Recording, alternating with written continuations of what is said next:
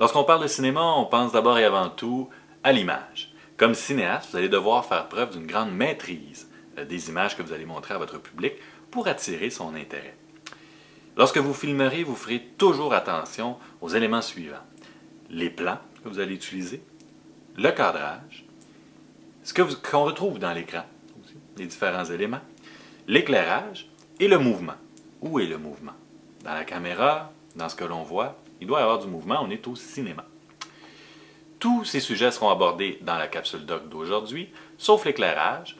L'éclairage, il y aura une capsule doc vraiment particulière pour cet aspect-là. Bon visionnement!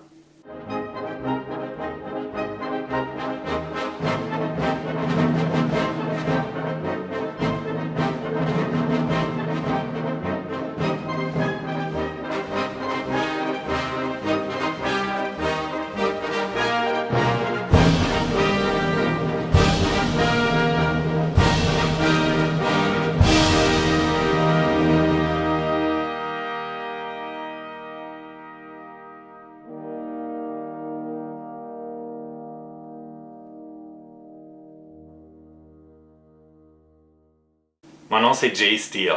Je fais du mannequinat depuis 12 ans. J'ai posé notamment pour Sears Magazine et l'image, je connais ça.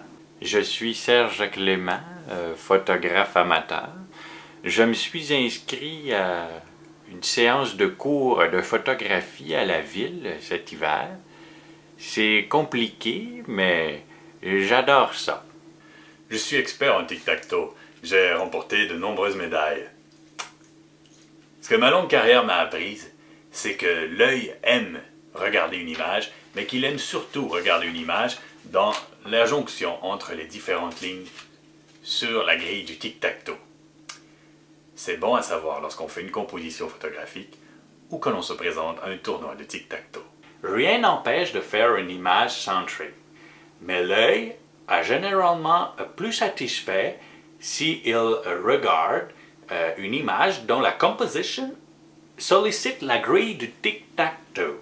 En d'autres mots, le regard a plus tendance à se fixer sur les points d'intérêt excentrés d'une image, les intersections entre les lignes tiers. Voici quelques exemples de mes plus récentes compositions. Vous remarquerez ici Las Vegas, alors que Mado et moi sommes allés au Grand Canyon. On peut voir ici une caravane de mules que j'ai croquée sur le vif. Et vous remarquerez que l'œil arrive parfaitement dans la grille du tic-tac-toe. Parfaitement. Mon enseignante était très contente. Un autre élément très important à ne pas oublier, c'est qu'il faut le plus possible respecter l'horizon et que l'horizon soit bien droit dans votre image. Sinon, cela risque de choquer l'œil. Et si vous choquez l'œil, vous allez me choquer. Vous voulez vraiment me choquer? La réponse est non. Je ne veux pas attiser la colère du triple champion mondial de tic-tac-toe, de l'homme qui est capable de remporter 378 parties jouées en simultané, de l'homme qui a inventé la stratégie qui vous place dans le coin du quadrilatère au premier coup pour remporter en 4 coups. Parlant de coin, il ne faut pas se fixer des règles trop strictes par rapport à l'image. Il faut savoir être inventif. Il faut oser prendre un angle particulier ou spécial ou nouveau ou essayer des choses pour faire ressortir la singularity des êtres, des choses, des paysages, des personnes. Quand on parle d'angle de caméra, tout un monde s'offre à nous. Je peux vous donner quelques exemples que j'ai tirés de mon cours de photographie. Alors, il faut savoir tout d'abord que quand on veut filmer un lieu, il y a 3 plans possibles.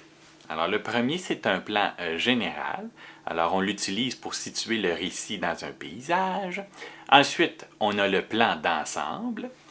C'est un plan, donc, toujours pour situer l'action, mais dans un endroit plus spécifique.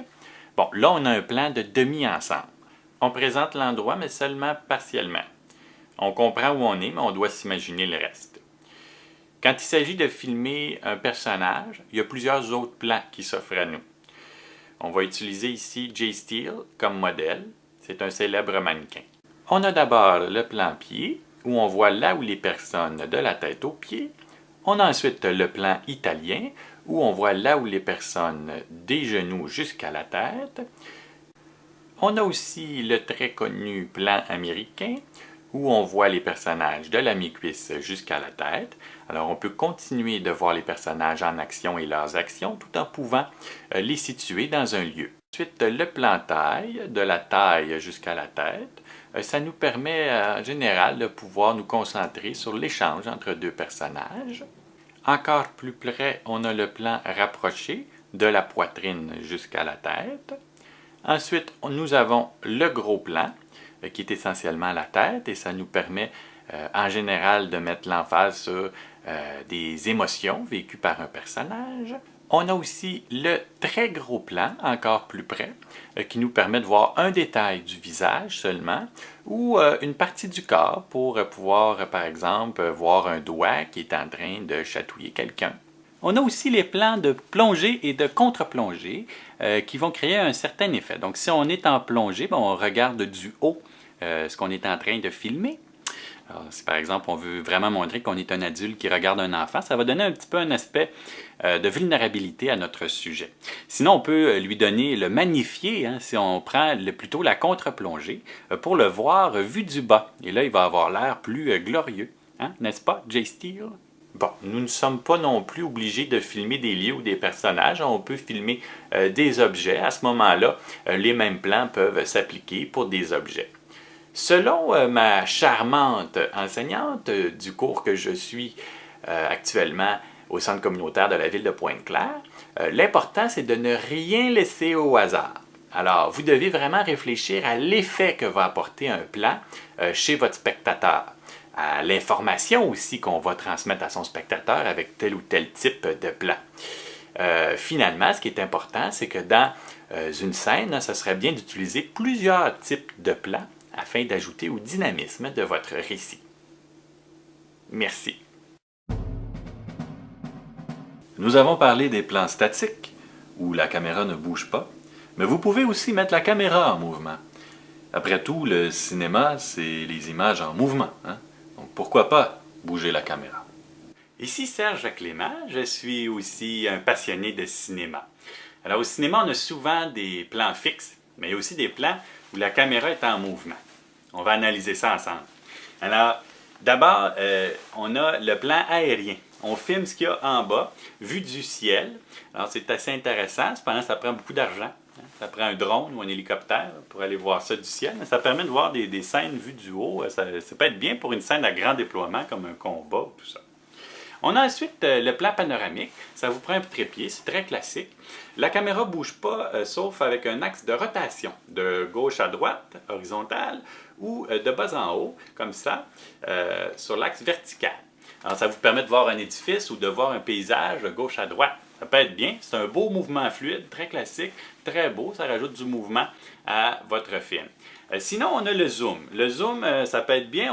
Ça vous fait avancer ou reculer. La caméra reste quand même à la même place, mais vous pouvez aller un peu plus profondément dans votre image. Alors, ça peut être à utiliser, c'est bien aussi. Il faut savoir certaines choses cependant. D'abord, il ne faut pas entendre le son de votre petit bouton. Il ne faut pas que la caméra bouge parce que vous manipulez la caméra. Il ne faut pas voir votre doigt non plus parce que vous êtes en train d'aller chercher le bouton pour zoomer. Alors, faites attention à ça. Sinon, le zoom optique est à utiliser. Mais le zoom numérique, il faut faire attention, vous allez perdre de la qualité de l'image. Alors, pensez-y bien avant d'utiliser le zoom numérique. Sinon, ce qui est important aussi avec le zoom, c'est de savoir que vous pouvez aller dans les options. Et là, vous allez pouvoir jouer avec la vitesse d'accélération. Juste l'accélération. Alors, soit vous allez très rapidement, soit vous allez plus lentement dans votre zoom. Et ça va rajouter un effet plus tranquille si c'est lent. Mais si c'est rapide, ça peut vraiment créer un effet de surprise intéressant. Alors, à jouer avec les options de votre caméra. Finalement, là, on a vu des plans où la caméra ne bouge pas, mais là, la caméra, elle peut aussi se déplacer dans la séquence. Et là, on appelle ça du travelling. Le travelling peut être fluide. S'il est fluide, c'est que d'abord, vous avez beaucoup de budget, vous avez une belle grue, puis là, la grue se déplace tranquillement dans l'écran et va filmer des choses. Ça peut être très, très bien, mais ça prend des gros moyens. Sinon, vous pouvez installer des rails comme ça et avoir un petit wagon, puis vous déplacer comme ça Mais encore une fois, ça prend beaucoup d'argent. Alors, ce que je vous conseille, c'est d'avoir une chaise roulante, si vous voulez que ça soit très, très fluide. Et là, vous vous asseyez dans la chaise roulante, votre caméraman est là, il est dans la chaise roulante, et vous vous déplacez la chaise roulante. Il ne faut pas que la chaise fasse de bruit, cependant, évidemment. Sinon, le traveling peut se faire autrement, avec des effets spéciaux aussi. Ça prend encore du budget ou beaucoup de talent avec le montage à l'ordinateur. Mais il y a Wes Anderson, par exemple, qui fait un petit peu comme la maison de poupée dans ses films. Alors, vous avez la scène avec la maison, puis il se déplace de salle en salle, et on voit les acteurs dans chacune des salles. C'est vraiment un bel effet, très caractéristique de Wes Anderson, réalisateur à découvrir, réalisateur américain. Sinon, pas d'effets spéciaux, rien, mais vous pouvez vous déplacer quand même avec la caméra dans la scène. On va utiliser la caméra à l'épaule, si vous avez une grosse caméra. Ça va quand même la stabiliser un peu et ça ne bougera pas trop. Sinon, une petite caméra, mais vous la tenez dans les mains bien solidement et vous vous déplacez. Il ne faut pas trop que ça bouge cependant. Sinon, on va avoir la nausée, les spectateurs. Donc, traveling, très utilisé, et de plus en plus utilisé. Il y a Lars von Trier qui a fait un mouvement qui s'appelle le mouvement du dogme 95, qui est un mouvement danois, des réalisateurs danois, qui a fait plusieurs films intéressants à voir avec la caméra à l'épaule, de l'improvisation, très intéressant comme cinéma. Ça rajoute beaucoup de réalisme, la caméra à l'épaule.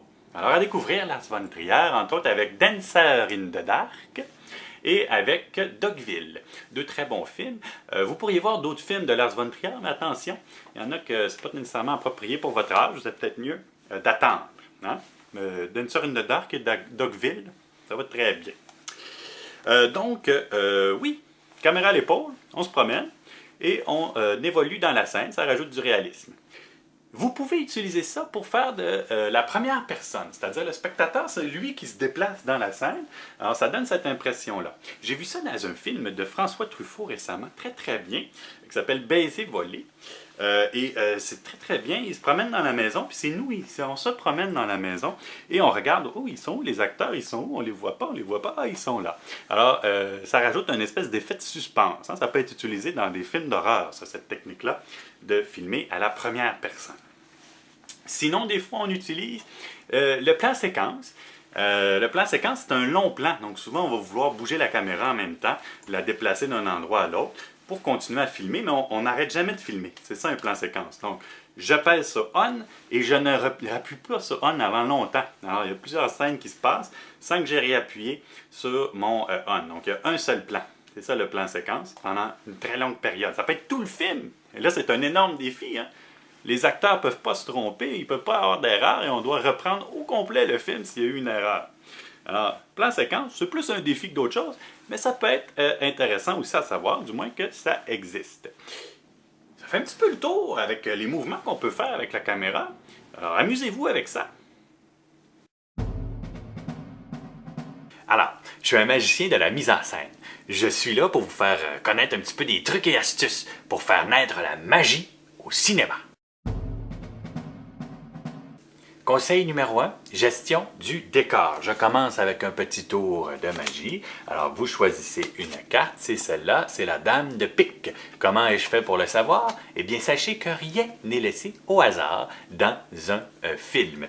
Alors, chaque élément du décor est pensé. Ici, par exemple, j'ai mis une plante et une vieille armoire. Pourquoi? À cause de la nostalgie et de la forêt, qui sont vraiment deux trucs qui me définissent énormément. Vous, dans votre cas, si vous filmez quelqu'un dans un bureau, bien, sachez que vous pouvez enlever des objets qui ne vous font pas plaisir, en rajouter, mais vous assurez que ce qu'on va voir à l'écran, mais ça a été réfléchi, ça a été pensé, vous l'avez géré. On ne laisse rien au hasard. Si vous filmez dans une cuisine, on enlève les éléments qui ne sont pas beaux, on fait le ménage, on enlève la salière, la poivrière, quelques éléments d'électroménager qui ne font pas beau.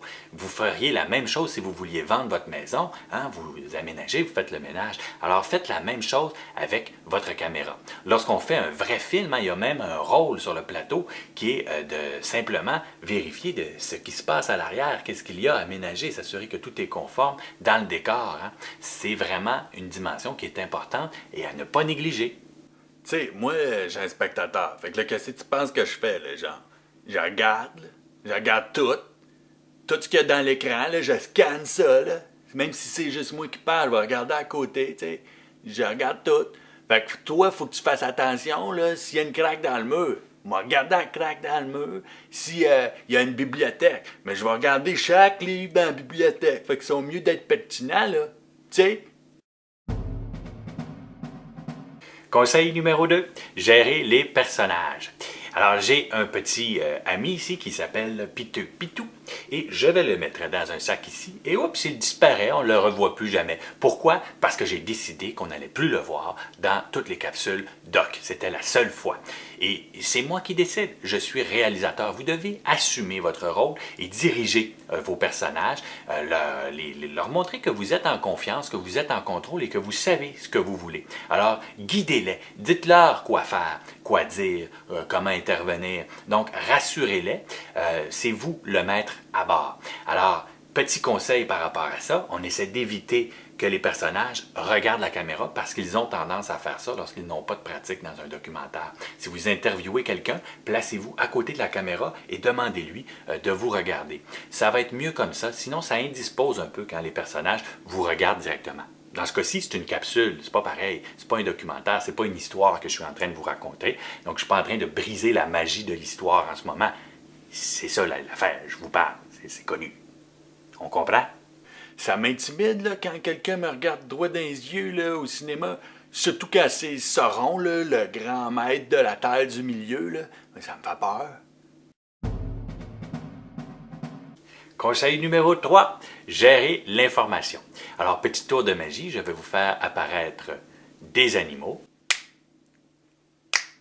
Ah, il y a eu des animaux à l'écran. Pourquoi j'ai fait ça? Pour vous donner des informations. On voit des animaux, on en apprend un petit peu plus sur les animaux. Hein?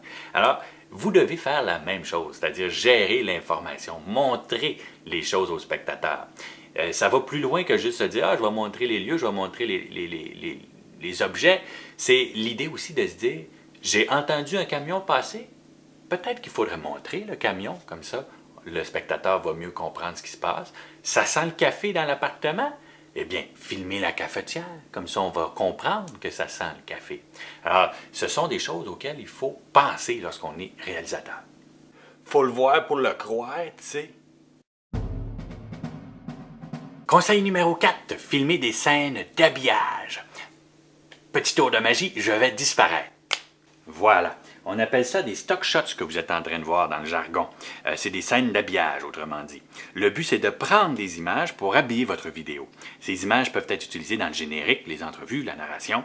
On recherche à créer une ambiance, une esthétique. Habituellement, ces images doivent être belles et intéressantes. Elles peuvent aussi apporter de l'information, évidemment.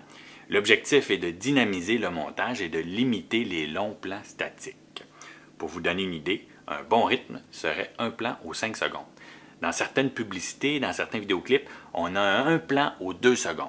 L'utilisation de la photo pourrait aussi être une bonne idée, mais c'est moins dynamique. Moi, comme spectateur, ça m'ennuie là, quand l'image est statique. Il faut qu'il se passe quelque chose, il faut que quelque chose bouge. C'est clair. Conseil numéro 5, développer le réflexe de filmer. Petit tour de magie, je vais deviner ce à quoi vous pensez. C'est de la crème glacée. Intéressant, n'est-ce pas? C'est grâce à la réflexion que je suis arrivé à faire ça. Réflexion, réflexe, le réflexe de filmer. Il faut absolument développer ce réflexe-là, parce que si vous ne le faites pas, il n'y a rien qui se filme. Alors, quand vous voyez des choses intéressantes, plutôt que de vous y joindre puis de vous amuser avec ce qui est en train de se passer, sortez la caméra. C'est ça le réflexe qu'il faut avoir. Les lieux, même chose, il faut y penser, il faut dire « Ah, ça, je veux ça dans mon film. Ça, la discussion qui est en train d'avoir, ça va devenir intéressant, il faut que je commence à filmer ça. » Alors, le réflexe, vous devez l'avoir, il faut penser à filmer. Et ce n'est pas évident nécessairement lorsque vous êtes en voyage, entre autres, et que vous voulez faire un documentaire durant un voyage. Vous allez vouloir voir les choses par vous-même, puis là, vous allez oublier de filmer. Il faut y penser. Il faut se réserver un espace et du temps pour filmer et y penser. Ouais, c'est clair que là, tu sais, si tu avais à filmer de quoi et tu as oublié de le faire, là, mettons la maison de la madame, là, puis que tu t'en vas, ben, tu n'auras pas filmé la maison de la madame, tu ne pourras pas m'en montrer. Ça, c'est triste, tu sais, parce que c'est quelque chose qu'il faut que tu fasses, là. Fait que, essaye d'y penser, là. Parce que, mettons que tu parles d'un cycliste, là, puis que tu le filmes pas pendant qu'il fait son vélo, mais comment je vais le voir, moi, qui fait du vélo? Tu sais, je veux le voir qui fait du vélo. Vous savez maintenant comment cadrer une image. Vous connaissez les différents types de plans et vous avez des notions par rapport au mouvement et comment exploiter le mouvement en cinéma. Il vous reste maintenant à savoir un peu plus sur l'éclairage. À voir dans une prochaine capsule Doc.